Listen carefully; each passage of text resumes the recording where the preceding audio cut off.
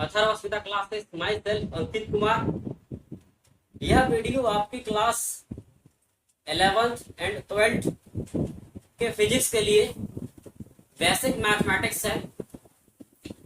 Part 5 में हमने vectors को खत्म किया था, जिसमें हमने समझा था त्रिभुज का सदिश के रूप में कैसे हम उसको जोड़ेंगे, समांतर चतुर्भुज के रूप में सदिश को हम कैसे जोड़ेंगे, फिर अदिश गुणन समझा था, सदिश गुणन समझा था, फिर इन दोनों के आधार पे हमने यूनिट वेक्टर को समझा था, इकाई सदिश को हमने समझा था।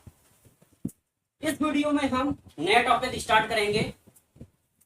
देखिए, अब तक हमने आपको स्टार्टिंग में ही बताया था कि आपकी क्लास 11th और 12th के लिए जो बेसिक मैथमेटिक्स होती है वो है ट्रिग्नोमेट्री,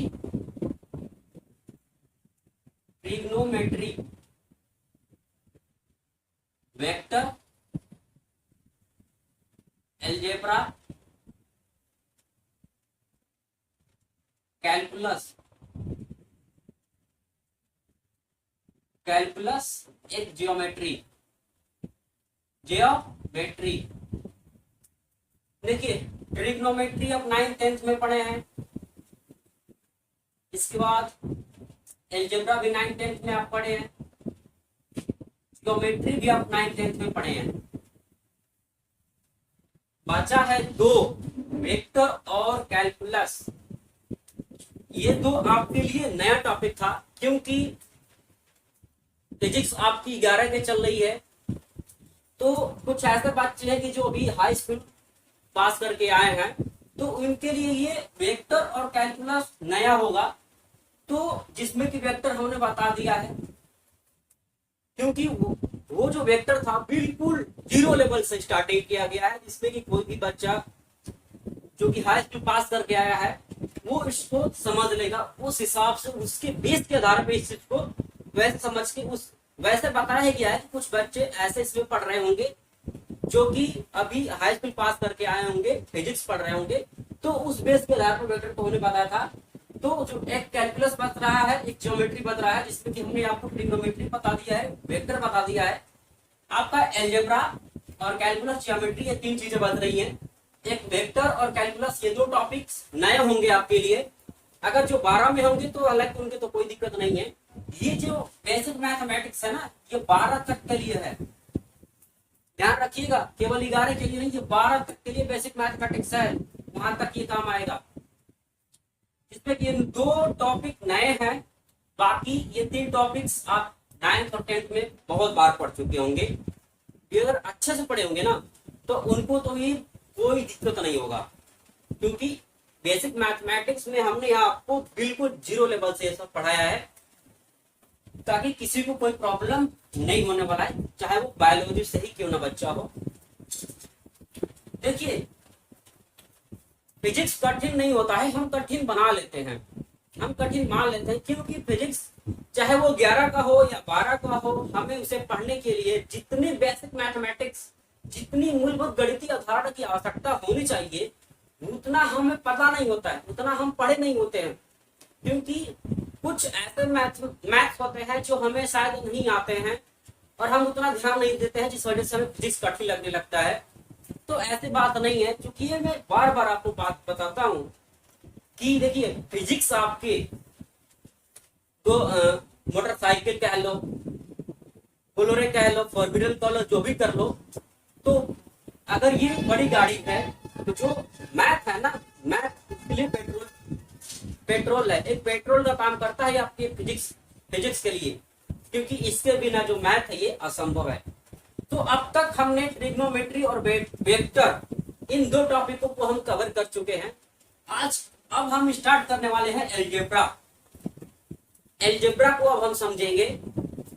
बिल्कुल ये अलजेब्रा जो बिल्कुल बेसिक लेवल से स्टार्ट होगा, जो बच्चा बायो से होगा उसको भी दिक्कत नहीं होगा। और बेसिक मैथमेटिक्स को आप बार-बार रिवाइज करिए। क्योंकि देखिए, आप क्या है, अगर कैलकुलस है, कैलकुलस अगर आप बहुत अच्छे से लगा रहे हैं, अगर आप इसको छोड़ देंगे, आपको बहुत अच्छे से आ रहा था, लेकिन जब आपकी फिजिक्स लगाने की बारी आई तो आप कैलकुलस भूल गए, तो वहां पर भी आपको कोई काम नहीं बनेगा। तो तो इसका मतलब ये है कि आप जो भी चीज टॉपिक पढ़ रहे अगर अच्छे से लगा रहे हो तो आप उसको रिवाइज प्रैक्टिस करते रहिए। Practice is the key of success, इतना ध्यान रखिएगा। सो चलते हैं, आज आप नया टॉपिक स्टार्ट करते हैं और उस नया टॉपिक का नाम है अलजेब्रा। और ये बिल्कुल जीरो लेवल से अलजेब्रा स्टार्ट करेंगे हम, ठीक है। चलते हैं अलजेब्रा को स्टार्ट करते हैं। और एक चीज आपको मैं बताऊंगा, ग्राफ भी मैं बताऊंगा आपको, बिल्कुल जबरदस्त तरीके से ग्राफ हम समझेंगे, बिल्कुल मजे से समझेंगे ग्राफ को, क्योंकि बहुत बार आता है या फिर जो कि बहुत बड़े बड़े जितने भी एक ग्रुप के एग्जाम है लगभग उसमें भी ये पूछे जाते हैं। अगर कोई इंजीनियरिंग की भी तैयारी कर रहा है तो उसको भी ये ग्राफ उसमें बहुत ज्यादा पूछे जाते हैं। तो चलते हैं अलजेब्रा को स्टार्ट करते हैं। अलजेब्रा देखिए बीजगणित,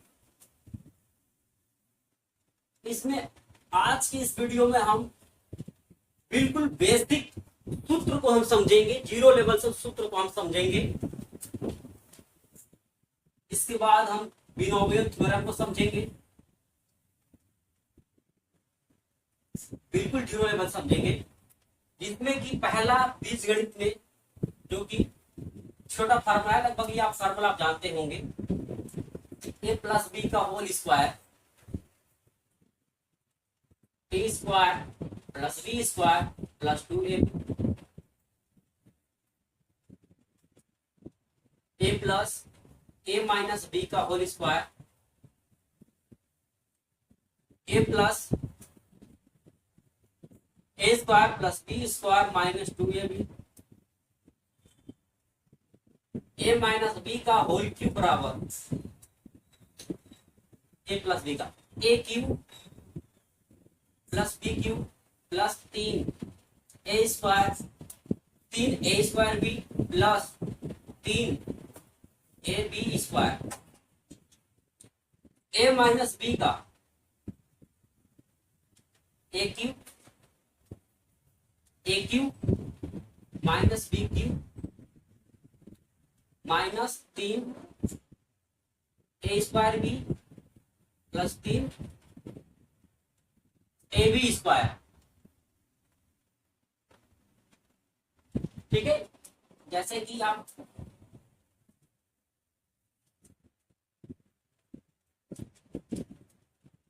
ए minus A square minus B square का ए प्लस बी, एक ब्रैकेट में और एक ब्रैकेट में A minus B, A plus b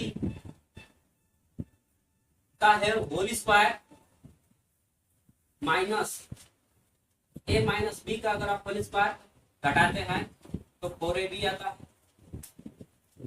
A plus B का whole square plus a minus B को अगर आप जोड़ते हैं तो 2a square plus b square, ये आपका आता है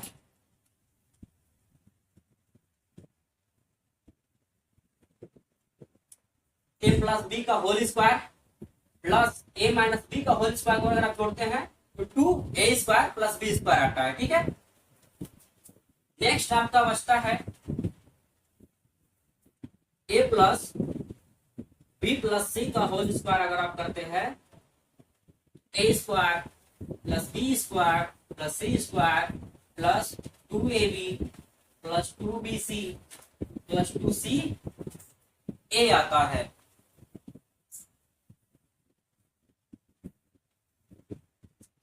अब आपके फार्मूले बचते हैं a cube plus b cube, एक ब्रैकेट में a plus b, a square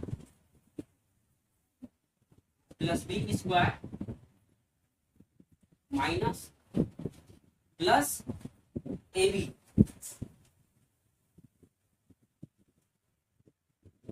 A cube plus b cube, a plus b, यहाँ पे माइनस कर लीजिएगा, यहाँ पे माइनस रहेगा, ठीक है, यहाँ पे माइनस रहेगा, a cube minus b cube का, तो ये आपका a minus B, a square plus b square plus a b, a cube plus b cube बराबर a plus b, a square plus b square minus a b, a minus B, a square plus b square plus a b. ये है आपके basics बीजगणित के फार्मूले हैं। Next अब हम समझते हैं घातांक नियम।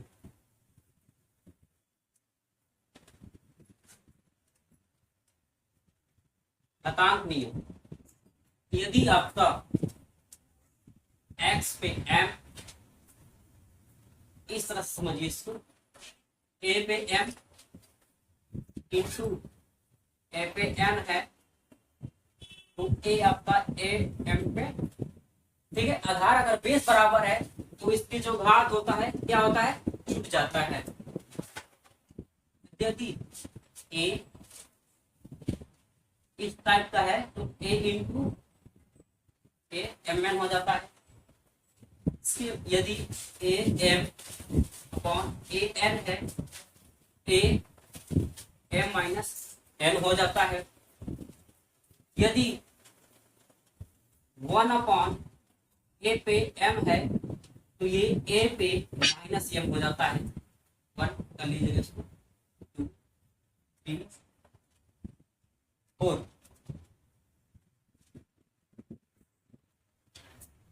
नेक्स्ट आपको बचता है, यदि आपका a पे m है बराबर a पे n है, अगर बेस बराबर हो जाए तो ये कट जाता है तो m बराबर n हो जाता है। जैसे यदि 5 पे 7 घात बराबर 5 पे 9 घात, ठीक है, ये कट जाएगा।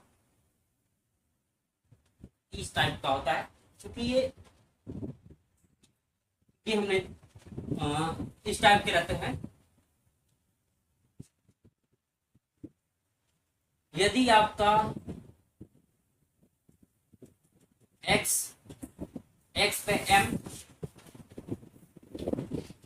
x पे m और y पे m हो जाए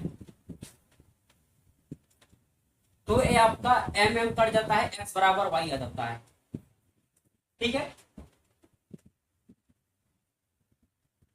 ये कुछ आपके घातांक के कुछ नियम थे और ये कुछ अलजेब्रा के नियम थे।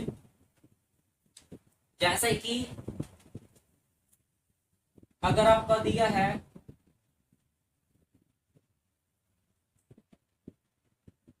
7 पे 4 दिया है, x पे 4, y पे 4 दिया है,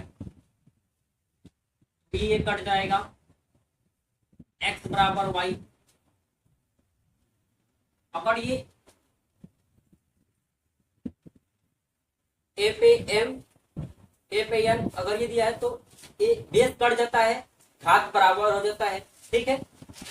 और उसी तरह अगर घात बराबर हो, बेस अलग अलग हो, घात बराबर हो, बेस अलग अलग हो तो घात कट जाता है, बेस बराबर हो जाता है। अगर घात अलग अलग हो, बेस बराबर हो तो बेस कट जाता है, घात बराबर हो जाता है, ठीक है। तो ये थे आपके बीजगणित के ये बेसिक फार्मूले हैं, इन सब का बहुत प्रयोग है। आप इसको बिल्कुल भी हल्के में ना लें, ये आपके घातांक सूत्र है जो कि आपको बार बार, ये आपका जैसे मान लीजिए दिया है 3, ये ऊपर जाएगा -3 हो जाएगा, ठीक है। ये दिया है अगर इस टाइप का दिया है तो ये 7 पे कितना हो जाएगा, 3 इंटू 2, 7 पे 6 बन जाएगा, ठीक है।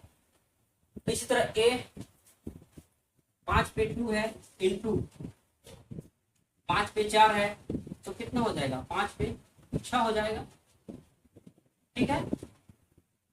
तो इसी टाइप की आपके ये क्वेश्चंस रहेंगे। ये आपका बेसिक अलजेब्रा है, बिल्कुल इसमें आपको बीजगणित में जो बिल्कुल बेसिक्स सूत्र है, जो फार्मूले हैं, उस चीज को हम समझ रहे हैं, ठीक है।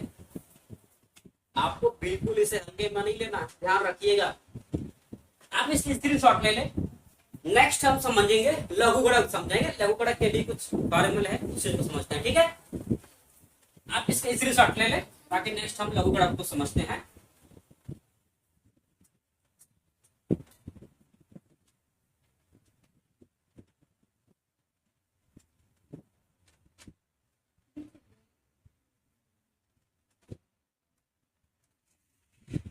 देखिए लघुगणक, लोगरिथम, ठीक है, लघुगणक, लघुगणक,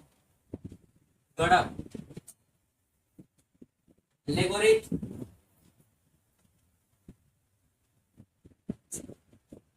लोगरिथम, शॉर्ट में हम लॉग बोलते हैं। ठीक है, लॉग जो है लोगरिथम का ही शॉर्ट रूप है।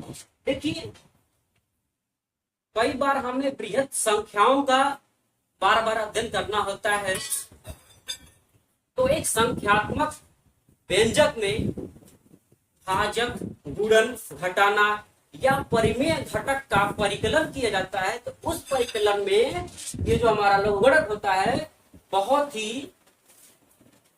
ही सिद्ध कार्य अर्थात बहुत ही मदद करता है लघुगणक, जो कि हमें किसी भी घात को शॉर्ट फॉर्म में लिख के दिखाता है, उसका हम प्रयोग करते हैं। देखिए लॉग, जैसे कि ए कोई वास्तविक संख्या है, ठीक है, देखिए ए कोई वास्तविक संख्या है, ठीक है, ए कोई वास्तविक संख्या है और इस पे जो घात है वो m है, ये परिमेय है। क्या है? यह वास्तविक संख्या है, ध्यान दीजिएगा, वास्तविक संख्या है, वास्तविक संख्या है, और जो यम है ये घात है, परिमेय संख्या है। ए पे घात यम है, अर्थात ए वास्तविक संख्या पे घात एम एक परिमेय संख्या है। इस प्रकार इसका जो परिणाम है वो बी है। बी भी क्या है? वास्तविक संख्या, वास्तविक संख्या है। बी क्या है? वास्तविक संख्या है। तो ये बताइए ए पे एम बराबर बी होगा कि नहीं होगा? ए पे एम घात बराबर बी का अर्थ ये है, तो जैसे कि देखिए 2 पे 3, 2 क्या है? वास्तविक है, 3 एक परिमेय संख्या के रूप में है, ठीक है, घात है जो, और इसका परिणाम कितना है? 8 है, ठीक है। तो इसको हम कहेंगे कि देखिए ए आधार ए, कैसे बोलेंगे इसको? देखिए ध्यान से समझिएगा, आधार ए पर लघुगणक बी, लघुगणक बी का घात एम है। आया समझ में? आधार ए पर लघुगणक बी का घात एम है। देखिए इसी प्रकार आप यहां पर देखेंगे 2 वास्तविक संख्या है, 3 इसमें परिमेय संख्या घात के रूप में है, 8 इसका एक क्या है? वास्तविक संख्या जो इसका परिणाम है।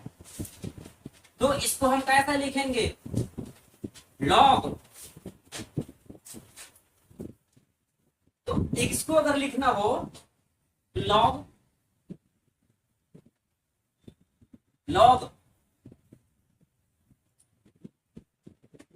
ए बी बराबर यम, लॉग ए बी बराबर यम, अर्थात लॉग 2 पे 8 बराबर 3 होगा कि नहीं होगा? होगा कि नहीं होगा? यही है लॉग का आपका जो बेसिक, बिल्कुल मैंने बेसिक लेकर चल रहा हूं, बिल्कुल घबराने वाली बात नहीं है, बिल्कुल बेसिक लेवल से मैं लेके चल रहा हूं, ठीक है। Log A B, log A M बराबर बी, लॉग, तो इसको लोगरिथम में लॉग के रूप में लिखना हो तो लॉग ए बी बराबर एम, अर्थात देखिए लॉग 2 8 बराबर 3, ठीक है। देखिए तो लॉग 10 पे 100 का जो मान होता है वो 2 होता है। लॉग 10 पे लॉग लॉग 100 पे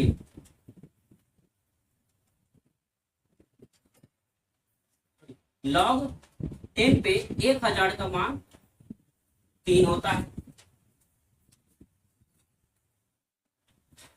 तो ये थे इसके लॉग के रूप में इसको प्रदर्शित करने का।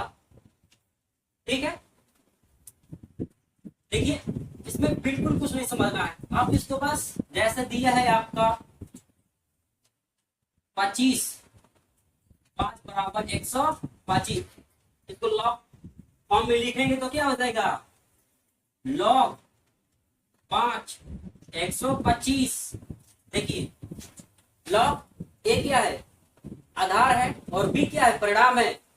तो लॉग आधार तो वही है, 125 क्या है, ये आपका m हुआ, ये आपका a हुआ, और ये क्या हुआ आपका b हुआ। बस आप रख दीजिए, क्या हुआ 5 a b और m। जैसे लिखना है, और आपको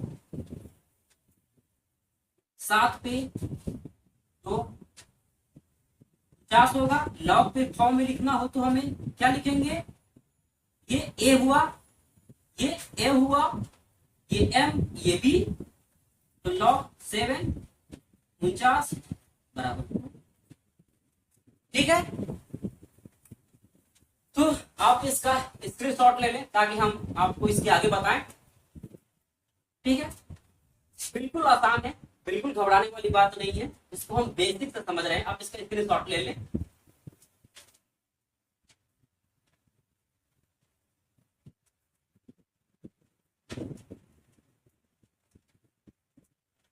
यानी लॉग ए एम बराबर बी, लॉग ए बी बराबर एम, 2 पे 3 बराबर 8, लॉग 2 8 10।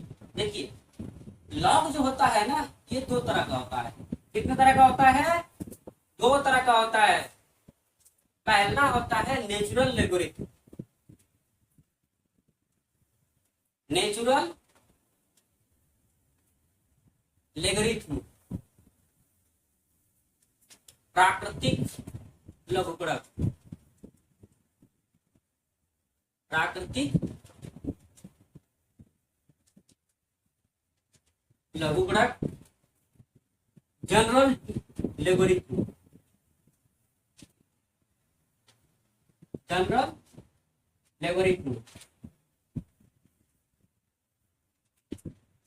सामान्य लघुगणक।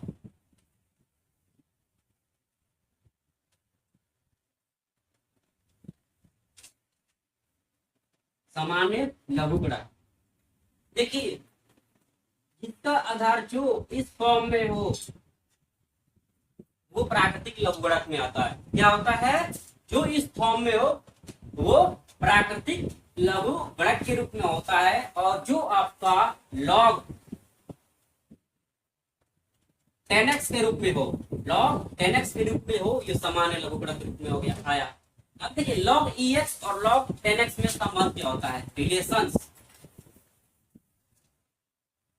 रिलेशन। लॉग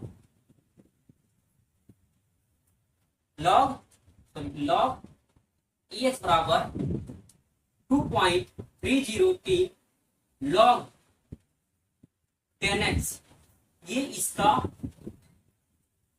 अर्थात प्राकृतिक लघुगणक को सामान्य लघुगणक में बदलने के लिए लॉग 10x में 2.303 का क्या करते हैं, मल्टीप्लाई कर देते हैं, तो यह क्या बन जाता है, प्राकृतिक लघुगणक बन जाता है। ठीक है, प्राकृतिक लघुगणक को सामान्य लघुगणक में बदलने के लिए 2.303 को लॉग 10x में मल्टीप्लाई कर देते हैं, तो लॉग क्या हो जाता है, प्राकृतिक लघुगणक में वो बन जाता है। ठीक है, अब इसके भी कुछ घातांक है, इसके भी कुछ रूल्स है, उसको भी हम समझ लेते हैं।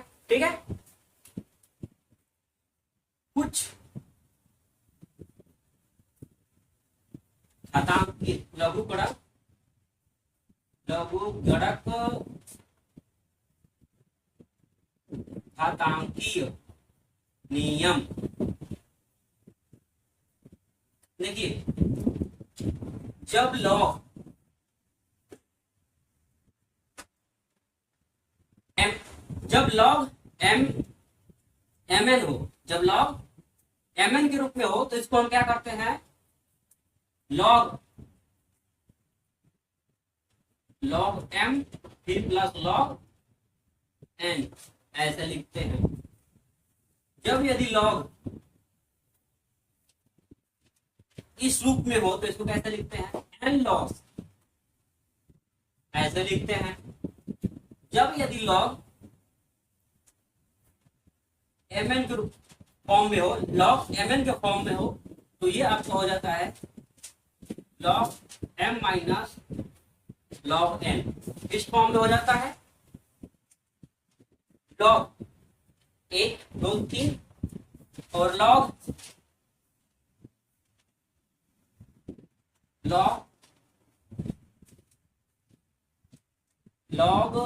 ई पे ई का मान 1 होता है, लॉग ई पे ई का मान 1 होता है, ठीक है।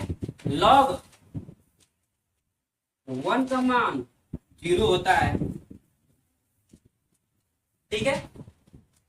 यहाँ पे आप मल्टीप्लिकेशन कर लीजिएगा, यानी कि ये इस फॉर्म में हो। जब आपका ये log m इंटू एन हो तो log m plus log n हो जाता है। log mn हो अर्थात log m फिर जब उसका भी घात हो तो जो घात m का होता है उसका आधार का वो इस साइड आ जाता है, नीचे आ जाता है इसके। log mn के रूप में हो तो क्या करते हैं, log m का log निकालेंगे, फिर log n का निकाल के log m में से माइनस कर देंगे। log e का log e पे e का मान 1 होता है, log 1 का मान 0 होता है। और देखिए कैसे कोई भी संख्या हो अगर उसमें 0 है तो उसका भी मान 1 होता है। इतना वो बड़ा संख्या ले लीजिए मेरे भाई, जैसे देखो 7 6 5 7 8 9, अगर इसके घात आपका 0 बन गया, यदि आपका इस पे घात 0 बन गया तो इसका मान होता है 1। इसका मान क्या होता है, 1। कितनी कितना हो बड़ी संख्या हो, अगर उस पे घात अगर उसका 0 आ गया तो उसका मान कितना हो जाता है, 1 हो जाता है, ठीक है। और एक और फार्मूला आपका है लॉग बी पर ए, लॉग बी पर ए इंटू लॉग ए पर बी बराबर इसका मान 1 होता है। लॉग बी पर ए इंटू लॉग ए पर बी इसका मान 1 होता है। ये 1 2 3 4 5 6, ये आपके रूल्स हैं, इसको आपको समझना है, ठीक है। ये लॉग बी पे ए हो, लॉग ए बी बराबर 1 हो, सॉरी लॉग बी ए इंटू लॉग ए पे बी, तो ये कट पिट के 1 आ जाता है, ठीक है। और किसी कितना हो बड़ा संख्या हो अगर उसका उस पे घात 0 हो तो उसका मान 1 आता है। जैसे देखिए इस पे हम कुछ फार्मूला कुछ क्वेश्चन आपको सॉल्व करके दिखा देते हैं। यदि देखिए जैसे लॉग लॉग लॉग 2 पे 1, लॉग 2 पे 8, ठीक है। लॉग 4 पे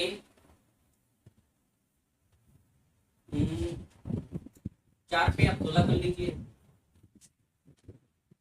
तो देखिए लॉग 2 इसका मान 3 आएगा, इसका मान 2 आएगा, तो क्या हो जाएगा 2 माइनस 3 यानी -1। मतलब इसी तरह से फार्मूले आपके लगाने हैं। और यहाँ पे जब बड़ा होता है तो मैथ में आप देखते होंगे कि एंटी लॉग होता है। एंटी लॉग मतलब इसका उल्टा होता है, प्रति लघु गुणक एंटी लॉग एंटी, ठीक है, एंटी लॉगरिथम इसका उल्टा होता है। तो उसमें आपको मैथ में मान वो देता है, वो बड़ा होने लगता है तो वो मान आपको देता है, मतलब वहां पे निकालने के लिए, ठीक है। तो आज की वीडियो में हमने बीजगणित समझा, बीजगणित के बेसिक फार्मूले को हमने समझा। इसके बाद लघुगणक समझा, लघुगणक क्या होता है, लघुगणक के दो प्रदर्शन रिप्रेजेंटेशन हमने समझा, रिप्रेजेंटेशन ऑफ लोगरिथम हमने समझा। इसके बाद लोगरिथम का घातांकीय रूप भी हमने समझा, बीजगणित का भी हमने घातांकीय नियम भी हमने समझा। तो आज की वीडियो में इतना ही। आप इसको बिल्कुल ईमानदारी से पढ़िए, इसको याद करिए। इसके बाद आप, क्योंकि फिजिक्स अगर आपको पढ़ना है तो बेसिक मैथमेटिक्स पढ़ना ही पढ़ना है, इसके बिना मैथ असंभव है, इतना ध्यान रखिए। तो आज की वीडियो में हम, इस वीडियो में इतना टॉपिक हमने कवर किया है। उम्मीद है तो ये सारे टॉपिक आपको समझ में आ गया होगा। सो मिलते हैं नेक्स्ट वीडियो में, क्योंकि उससे पहले आपकी स्क्रीन पे कुछ ये क्वेश्चन दिख रहे होंगे, आप इसको सॉल्व करिएगा। आप इसके लॉग निकालने की कोशिश करिएगा, इसको लॉग फॉर्म में प्रदर्शित करने की कोशिश करिएगा, ठीक है। सो मिलते हैं नेक्स्ट वीडियो में।